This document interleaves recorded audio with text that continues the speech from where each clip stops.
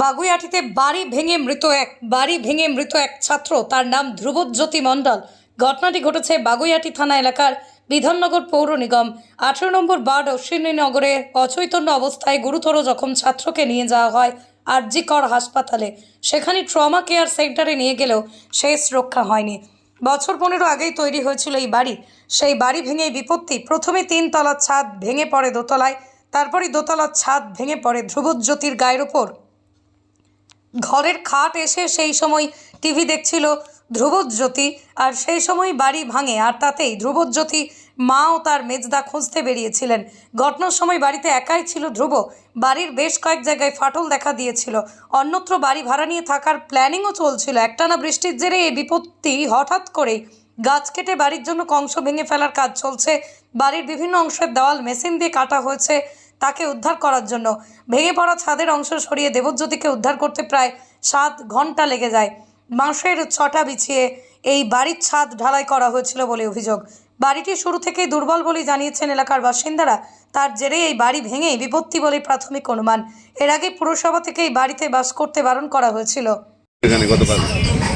গতকাল শুনলাম যে বাড়ি ভেঙে পড়েছিল, তারপরে আমাদের কাউন্সিলর আর বিপদের মোকাবিলার দল এসেছিল, 5 ঘন্টা পর এসেছিল। সেই জন্য মানে উদ্ধার করতে 7 ঘন্টা প্রথমে টাইম লেগে গেছে। সেই মধ্যে ছেলে মারা গেছে।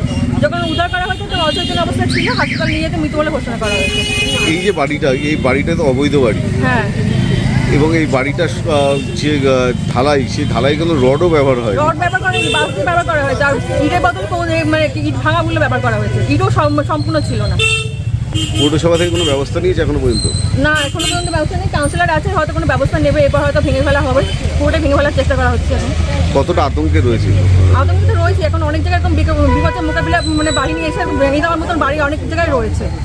এই যে রাস্তা দিয়ে যাচ্ছেন, এই বাড়িটা তো এখনো খুব বাজে অবস্থায় রয়েছে, যখন তখন ভেঙে পড়তে পারে। যখন তখন ভেঙে পড়তে পারে, যে কেউ আহত হতে পারে, যা ইচ্ছা হয়ে যেতে পারে। আপনার নাম? আমার নাম সঙ্গীতা গুপ্ত। দুটো ফ্ল্যাটের পরেই আমার বাড়িটা। তো আমি ঘরেই ছিলাম। আমি 9:30টার সময়, রাত 9:30টায় জানতে পারলাম একটা খুব জোরে আওয়াজ আসছে। তো আমি হয়তো ভাবলাম এখানটা অ্যাকচুয়ালি রাতের দিকে বাড়ি লরিগুলো যায়, তো নিউ টাউনের দিকে, ভাবলাম হয়তো লরিটা হয়তো গাছে ধাক্কা মেরেছে। তো একটু পরে জানলা দিয়ে দেখলাম যে না, টিনটা ভেঙে পড়েছে। তখন নিচে এসে দেখলাম যে এই বাড়িটা ভেঙে পড়েছে। তো তখনই জানতে পারলাম যে হচ্ছে যে বাড়ির ভিতরে একটা ছেলে আছে। তো তারপর স্থানীয় লোকজন বার করার চেষ্টা করে, তো তারা পারেনি সেটা।